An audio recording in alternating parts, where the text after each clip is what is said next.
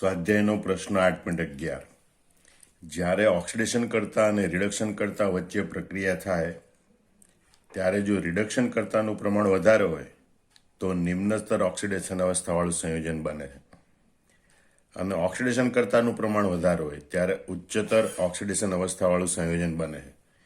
આ વિધાનનું વાજબીપણું 3 ઉદાહરણ આપીને સમજાવો. ચલો પહેલું ઉદાહરણ આપણે જોઈએ. કાર્બન અને ઓક્સિજન વચ્ચેની પ્રક્રિયામાં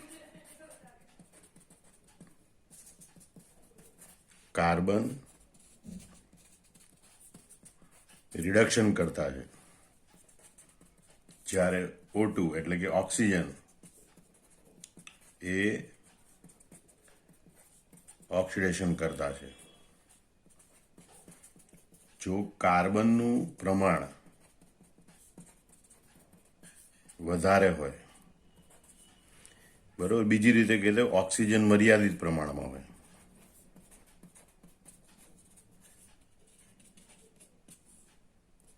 કાર્બનનું પ્રમાણ વધારે હોય તો પ્રક્રિયા દરમિયાન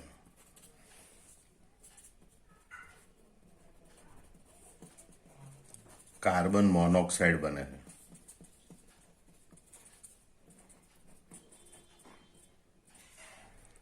આ CO કાર્બનનો ઓક્સિડેશનાંક +2 હોય છે, જે કાર્બનનો નિમ્નતર ઓક્સિડેશન અવસ્થા છે, બરોબર. પણ જો ઓક્સિજનનું પ્રમાણ વધારે હોય તો કાર્બન ડાયોક્સાઇડ CO2 બને છે,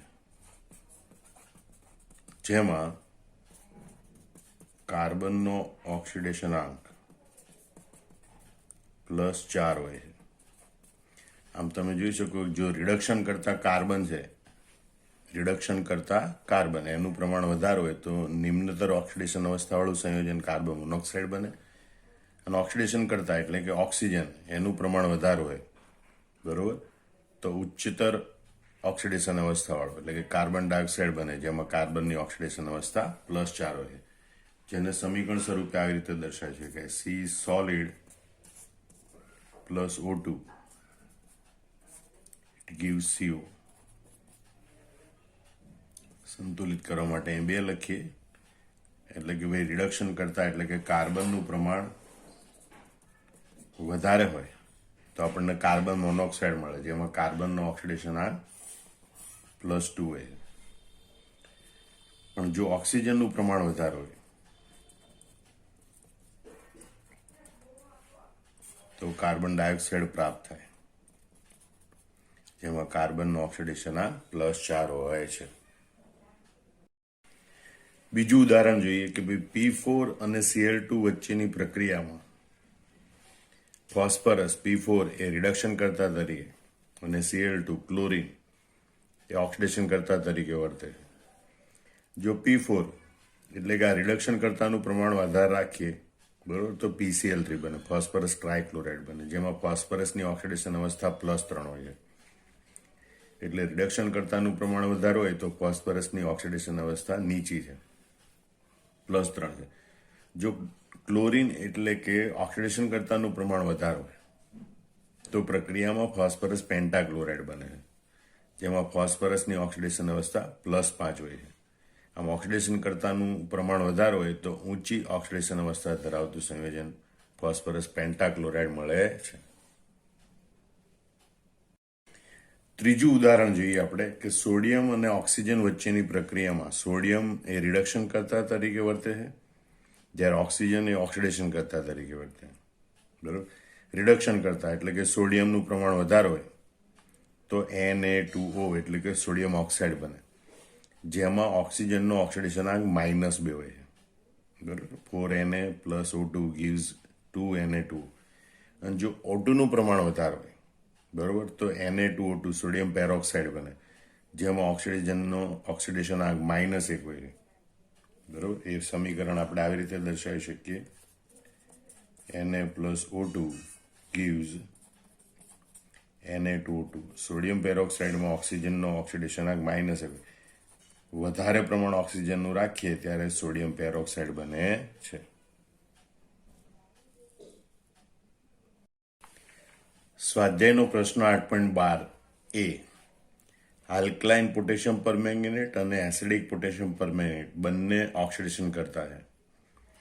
તેમ છતાં ટોલ્યુઇનમાંથી બેન્ઝોઇક એસિડ બનાવવા માટે આપણે શા માટે આલ્કોહોલીય પોટેશિયમ પરમેંગેનેટનો ઓક્સિડેશન કરતા તરીકે ઉપયોગ કરીએ છીએ?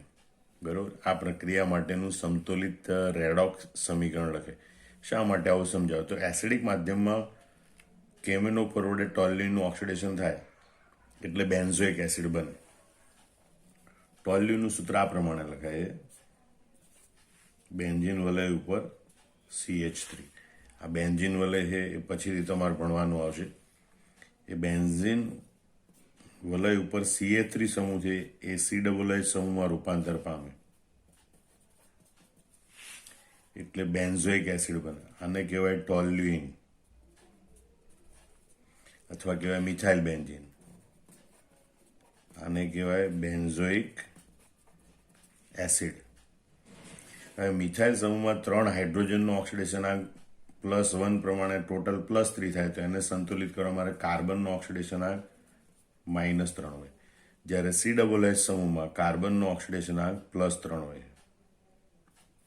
કારણ કે એક ઓક્સિજન કાર્બન સાથે ડબલ બોન્ડથી જોડાય, બીજો ઓક્સિજન સિંગલ બોન્ડથી જોડાય. એમ કાર્બન પાસેથી આ 3 ઓક્સિજન 3 ઇલેક્ટ્રોન મેળવે. બરોબર. એટલે એનો ઓક્સિડેશનાંક +3 હોય. આમ ટોલ્યુઇનમાંથી બેન્ઝોઇક એસિડ બને ત્યારે ઓક્સિડેશનાંક -3 થી વધીને +3 થાય. એટલે કે તફાવત 6 નો છે.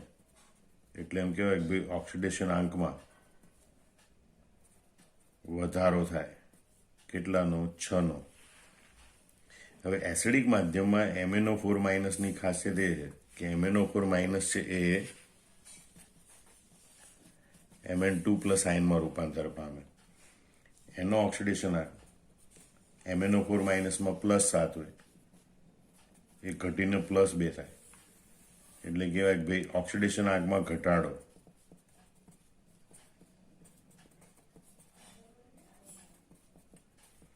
પાંચનો થાય. હવે ઓક્સિડેશન આંકનો તફાવત સરખો હોય તો 6 વાળાને આપણે 5 વડે ગુણો, 5 વાળાને 6 વડે ગુણો. એવી રીતે આપણે અહીંયા સમીકરણ લખવાનું હોય. બરોબર. તો આને આપણે ઓક્સિડેશન 6 નો વધારાને કેટલા વડે ગુણવાના? 5 વડે. એટલે ટોલ્યુઇન અને બેન્ઝોઇક એસિડને આગળ 5 લખીશું. જ્યારે 5 વાળાને 6 વડે ગુણવા એટલે MnO4- અને Mn2+ આગળની 6 લખીશું. પછી આપણે જોવાનું વીજભાર સંતુલન. યાદ કરો, વીજભાર સંતુલન માટે બંને બાજુ વીજભારની ગણતરી કરવાની. પ્રકુવી માઇનસ નિકુવી.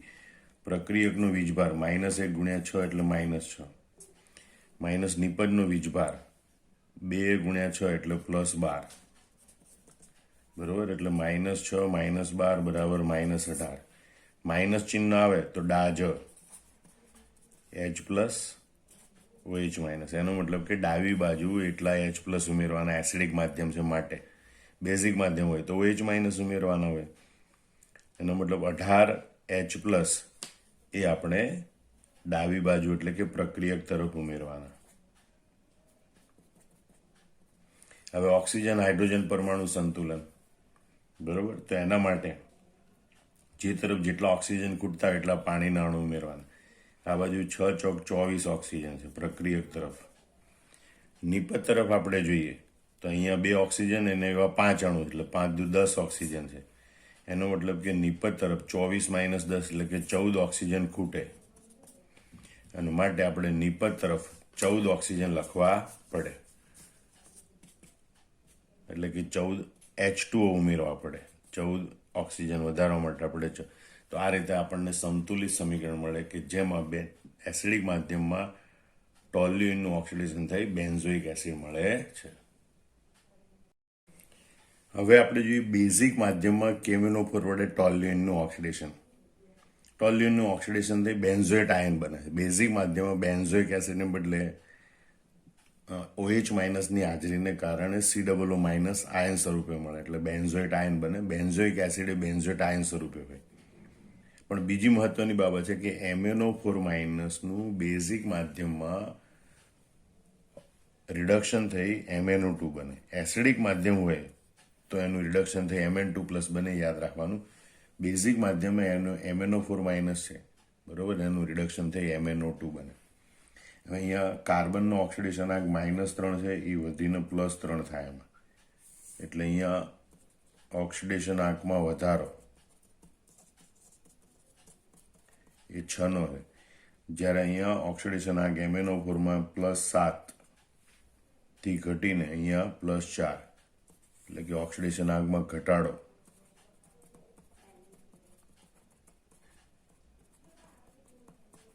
એ 3નો હોય. આ 6 અને 3ને સરખા કરવા, 3 વાળાને આપણે 2 વડે ગુણીએ તો બંને બાજુ સરખું થાય. એનો મતલબ કે MnO4 માઇનસ અને MnO2 એ બંનેને આપણે 2 વડે ગુણવાના.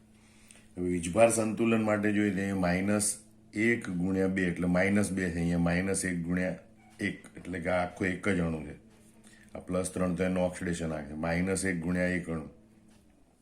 હવે બેઝિક માધ્યમ છે તો OH માઇનસ ઉમેરવો પડે, તો બંને બાજુ -2 વીજભાર કરવો હોય તો અહીંયા 1 OH માઇનસ ઉમેરવો પડે. હવે -1 ગુણ્યા 1 -1 ગુણ્યા 1 એટલે -2 અને અહીંયા -1 ગુણ્યા 2 એટલે પ્રક્રિયક બાજુ અને નિપજ બંને બાજુ વીજભાર સરખો થાય, બરોબર. હવે ઓક્સિજન સંતુલન કરવાનું હોય તો આ બાજુ જોઈએ તો આપણે 4 દુ 8 ઓક્સિજન છે. કેટલા ઓક્સિજન છે? 8. અહીંયા 2 દુ 4 ને 2 6 અને 1 7 ઓક્સિજન છે. ફરીથી અહીંયા 4 દુ 8 ઓક્સિજન છે, નિપજ તરફ 2 ને 4 6 અને 1 7 ઓક્સિજન. 1 ઓક્સિજન ખૂટે નિપજ તરફ એટલે ત્યાં 1 H2O પાણીનો અણુ ઉમેરવાનો. તો આ બેઝિક માધ્યમમાં KMnO4 વડે ટોલ્યુઇનનું ઓક્સિડેશન થાય એનું સંતુલિત સમીકરણ છે. હવે આપણે સમજ્યું કે બેન્ઝોઇક એસિડની બનાવટ જો પ્રયોગશાળામાં કરવામાં આવતી હોય તો ટોલ્યુઇનનું ઓક્સિડેશન આલ્કલાઇન KMnO4 વડે કરવામાં આવે, કારણ કે નાના પાયે હોય તો બેઝ ઉમેરવો સસ્તો પડે, બરોબર. પણ ઉદ્યોગોમાં એસિડિક કે આલ્કલાઇન KMnO4ને બદલે આલ્કોહોલિક KMnO4નો ઉપયોગ કરવામાં આવે. એના કારણો નીચે મુજબ છે. કારણ કે આલ્કોહોલ ઉમેરવાથી બેઝ OH માઇનસ સ્વયં ઉત્પન્ન થાય, એટલે બેઝ ઉમેરવાની જરૂર પડતી નથી, બરોબર. અને એટલે બેઝ ઉમેરવાનો ખર્ચ પછી જાય. ઉદ્યોગોમાં મોટા પાયે એ રીતે સસ્તું ઉત્પાદન કરી શકાય. બીજું, આલ્કોહોલમાં KMnO4 અને ટોલ્યુઇન એ સમાંગ મિશ્રણ બનાવે. KMnO4 આયની સંયોજન છે, આલ્કોહોલ ધ્રુવીય છે, એટલે KMnO4 દ્રાવ્ય થાય. અને આલ્કોહોલ એ કાર્બનિક સંયોજન છે, ટોલ્યુઇન પણ કાર્બનિક સંયોજન છે, એટલે ટોલ્યુઇન પણ એમાં દ્રાવ્ય થાય. આમ આલ્કોહોલમાં KMnO4 અને ટોલ્યુઇન એ સમાંગ મિશ્રણ બનાવે. અને વિષમાંગ મિશ્રણની સરખામણીમાં સમાંગ મિશ્રણમાં રાસાયણિક પ્રક્રિયા ઝડપથી થાય છે. અને માટે ઔદ્યોગિક ઉત્પાદન કરતી વખતે, બરોબર, બેન્ઝીન અને ટોલ્યુઇન છે એમાંથી બેન્ઝોઇક એસિડ બનાવવા માટે આલ્કોહોલિક KMnO4નો ઉપયોગ કરવામાં આવે છે. સ્વાધ્યાયનો પ્રશ્ન 8.12. ક્લોરાઇડ યુક્ત અકાર્બનિક મિશ્રણમાં સાંદ્ર H2SO4 ઉમેરવામાં આવે તો તીવ્ર વાસવાળો રંગવિહીન HCl વાયુ ઉત્પન્ન થાય. પરંતુ જો મિશ્રણમાં બ્રોમાઇડ હોય અને સાંદ્ર H2SO4 ઉમેરવામાં આવે તો બ્રોમિનની લાલ વરાળ ઉત્પન્ન થાય, એટલે કે બ્રોમિન વાયુ ઉત્પન્ન થાય. આમાં કેમ ક્લોરીન ઉત્પન્ન થતો નથી, આમાં બ્રોમિન ઉત્પન્ન થાય છે એમ સમજાવવાનું છે, બરોબર. તો જ્યારે ક્લોરાઇડ આયન ધરાવતા અકાર્બનિક મિશ્રણમાં H2SO4 ઉમેરવામાં આવે ત્યારે તીવ્ર વાસ ધરાવતો રંગવિહીન HCl વાયુ ઉત્પન્ન થાય. એનું કારણ કે વધારે પ્રબળ એસિડ H2SO4 અને HCl એ નિર્બળ એસિડ છે. તો વધારે પ્રબળ એસિડ એ નિર્બળ એસિડને એના ક્ષારમાંથી મુક્ત કરી શકે, બરોબર. એટલે વધારે પ્રબળ એસિડ છે એ અહીંયા H+Cl- ને આપી HCl બનાવી શકે અને આમાંથી બને NaHSO4. આમ વધારે પ્રબળ એસિડ ઓછા પ્રબળ એસિડને તેના ક્ષારમાંથી મુક્ત કરી શકે. એટલે NaCl plus H2SO4 gives NaHSO4 plus HCl. હવે અહીંયા HClની વાત કરીએ તો HCl એ ખૂબ નિર્બળ રિડક્શન કરતા છે, બરોબર. રિડક્શન કરતા નિર્બળ હોય એટલે એ H2SO4નું SO2માં રિડક્શન કરી શકતો નથી. રિડક્શન કરતો નથી એટલે પોતે ઓક્સિડેશન પામતો નથી, માટે HClનું Cl2માં ઓક્સિડેશન થઈ શકતું નથી. માટે અહીં ક્લોરીન વાયુ ઉત્પન્ન થઈ શકતો નથી. અહીંયા પ્રક્રિયામાં HCl વાયુ રહે. HCl વાયુનું ઉત્પાદન આ પદ્ધતિથી કરવામાં આવે. ફરીથી સમજી લો, વધારે પ્રબળ એસિડ એ આ ઓછા પ્રબળ એસિડને તેના ક્ષારમાંથી ઉત્પન્ન કરી શકે, મુક્ત કરી શકે. એટલે H2SO4 છે એ ક્લોરાઇડ આયનનો કોઈ બી ક્ષાર હોય એમાંથી HCl મુક્ત કરી શકે. NaCl હોય, KCl હોય, MgCl2 હોય, એમાંથી HCl બનાવી શકે. હવે જે બનતો HCl છે નિર્બળ રિડક્શન કરતા છે, એટલે ઉત્પન્ન થતો HCl એ H2SO4 છે એનું રિડક્શન કરી શકતો નથી, એટલે HClનું Cl2માં ઓક્સિડેશન થતું નથી, માટે ક્લોરીન વાયુ ઉત્પન્ન થતો નથી. પણ બ્રોમાઇડ આયનમાં આના કરતાં વિરુદ્ધ જોવા મળે છે. હવે જો જ્યારે બ્રોમાઇડ આયન ધરાવતું મિશ્રણ હોય એમાં H2SO4 ઉમેરવામાં આવે તો શરૂઆતમાં તો HBr ઉત્પન્ન થાય જ, પણ HBr ઉત્પન્ન જે થાય છે એ HCl કરતાં ઘણો પ્રબળ રિડક્શન કરતા હોય, કારણ કે HCl કરતાં HBrનો બંધ નિર્બળ છે, એટલે સહેલાઈથી એ બંધ તૂટે અને Br માઇનસ છે પ્રબળ રિડક્શન કરતા તરીકે વર્તી શકે, બરાબર. અને એટલે એ H2SO4નું SO2માં રિડક્શન કરી શકે, પ્રબળ રિડક્શન કરતા હોય બીજાનું રિડક્શન કરી શકે, H2SO4નું SO2માં રિડક્શન કરી શકે. અને જો એ બીજાનું રિડક્શન કરે તો પોતાનું ઓક્સિડેશન થાય, એટલે HBr પોતે છે પછી Br2માં ઓક્સિડેશન પામી શકે, અને માટે આ પ્રક્રિયામાં લાલ વરાળ જેવો બરાબર લાલાશ પડતો બ્રોમિન વાયુ ઉત્પન્ન થાય છે.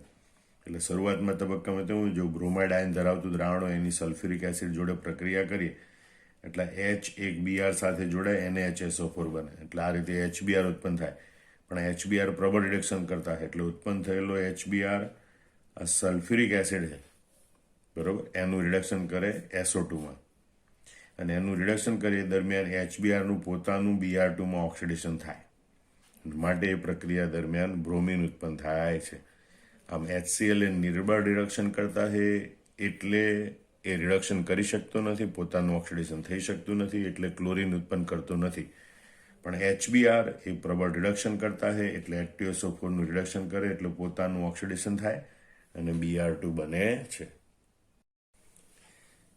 સ્વાધ્યાયનો પ્રશ્ન 8.13 નીચેની પ્રક્રિયામાં ઓક્સિડેશન પામેલ સ્પીસીસ, રિડક્શન પામેલ સ્પીસીસ, ઓક્સિડેશન કરતા અને રિડક્શન કરતા ઓળખી બતાવો. તો પ્રક્રિયકમાં આપણે ઓક્સિડેશન કોનું થાય તો કે ભાઈ ઓક્સિજન ઉમેરાતો હોય અથવા હાઇડ્રોજન દૂર થતો હોય તો એ ઓક્સિડેશન પામતી સ્પીસીસ કહેવાય, બરાબર. અથવા તેમ કહેવાય જેના ઓક્સિડેશન આંકમાં ઘટાડો થાય તે રિડક્શન પામતી સ્પીસીસ, જેના ઓક્સિડેશન આંકમાં વધારો થાય એ ઓક્સિડેશન પામતી સ્પીસીસ. તો પહેલાં આપણે AgBr જોઈએ તો AgBrમાં Agનો ઓક્સિડેશન આંક +1, બરાબર. જ્યારે અહીં એમાંથી બને Ag તત્વ એનો ઓક્સિડેશન આંક 0, +1થી ઘટીને 0 ઓક્સિડેશન આંક થાય. ઓક્સિડેશન આંકમાં ઘટાડો થાય એટલે કે રિડક્શન થાય, એનો મતલબ કે AgBr એ રિડક્શન પામતી સ્પીસીસ છે. જેનું રિડક્શન થાય એને ઓક્સિડેશન કરતા કહેવાય, માટે AgBr એ ઓક્સિડેશન કરતા છે. C6H6O2 એમાંથી બને છે C6H4O2. આમાં 6 હાઇડ્રોજન છે, આમાં 2 હાઇડ્રોજન છે. હાઇડ્રોજન દૂર થાય, જે પ્રક્રિયા દરમિયાન હાઇડ્રોજન દૂર થતો હોય એને ઓક્સિડેશન પ્રક્રિયા, ઓક્સિજન ઉમેરાય અથવા હાઇડ્રોજન દૂર થાય એને ઓક્સિડેશન પ્રક્રિયા કહેવાય. એટલે અહીં C6H6O2 છે એનું ઓક્સિડેશન C6H4O2માં થાય, એનો મતલબ કે C6H6O2 એ ઓક્સિડેશન પામતી સ્પીસીસ છે, બરાબર. અને જેનું ઓક્સિડેશન થાય રિડક્શન કરતા તરીકે વર્તે, માટે C6H6O2 એ રિડક્શન કરતા તરીકે વર્તે છે. આમાં આપણે જોઈએ HCHO એમાંથી બને છે HCOO-. તો એક હાઇડ્રોજન ઓછો થાય છે અને ઉપરાંત એક ઓક્સિજન ઉમેરાય, હાઇડ્રોજન દૂર થાય ઓક્સિજન ઉમેરાય તો એનું ઓક્સિડેશન થયું કહેવાય, માટે HCHO એ ઓક્સિડેશન પામતી સ્પીસીસ છે. જેનું ઓક્સિડેશન થાય એ રિડક્શન કરતા કહેવાય, HCHO એ રિડક્શન કરતા. AgNA3 ટ્વાઇસ એમાં Agનો ઓક્સિડેશન આંક +1 છે, અહીંયા 0 છે, ઓક્સિડેશન આંકમાં ઘટાડો થાય છે, એનું રિડક્શન થાય છે, એનો મતલબ કે AgNA3 ટ્વાઇસ પ્લસ એ રિડક્શન પામતી સ્પીસીસ છે. જેનું રિડક્શન થાય એ ઓક્સિડેશન કરતા કહેવાય, માટે AgNA3 ટ્વાઇસ પ્લસ એ ઓક્સિડેશન કરતા, જેનું રિડક્શન થાય એને ઓક્સિડેશન કરતા કહેવાય, AgNA3 ટ્વાઇસ પ્લસ એ ઓક્સિડેશન કરતા છે. ત્રીજી પ્રક્રિયા જોઈએ ફરીથી HCHO એમાંથી બને HCOO-. ઓક્સિજન એક ઉમેરાયો, એક હતો 2 ઓક્સિજન થઈ ગયા, હાઇડ્રોજન દૂર થાય, ઓક્સિજન ઉમેરાય અથવા હાઇડ્રોજન દૂર થાય તો એનું ઓક્સિડેશન થયું કહેવાય.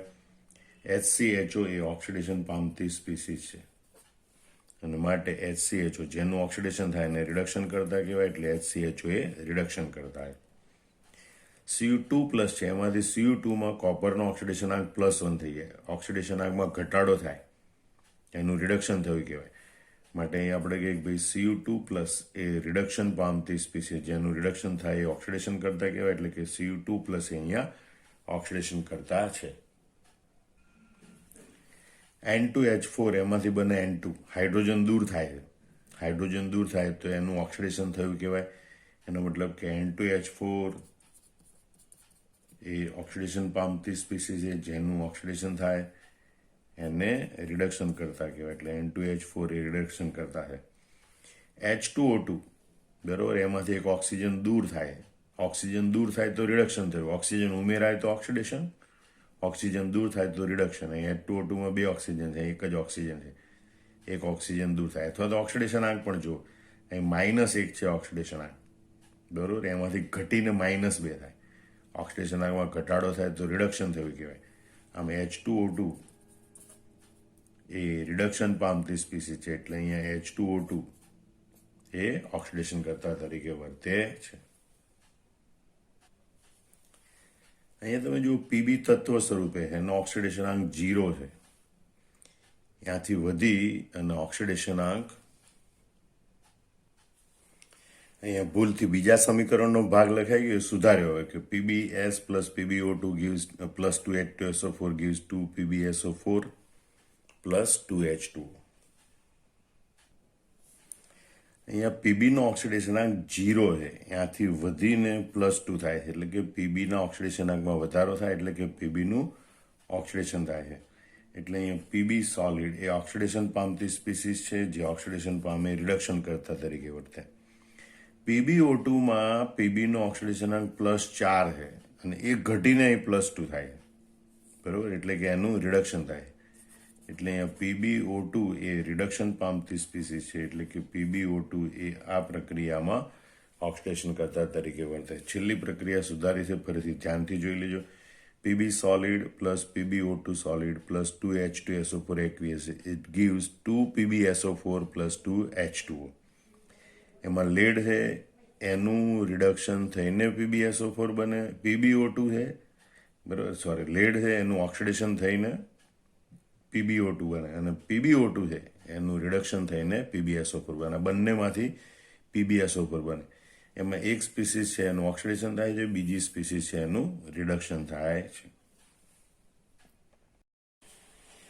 સ્વાધ્યાયનો પ્રશ્ન 8.14, 2S2O3 2- + I2 it gives S4O6 2- + 2I-. S2O3 2- + 2Br2 + 5H2O gives 2SO4 2- + 4Br- + 10H+.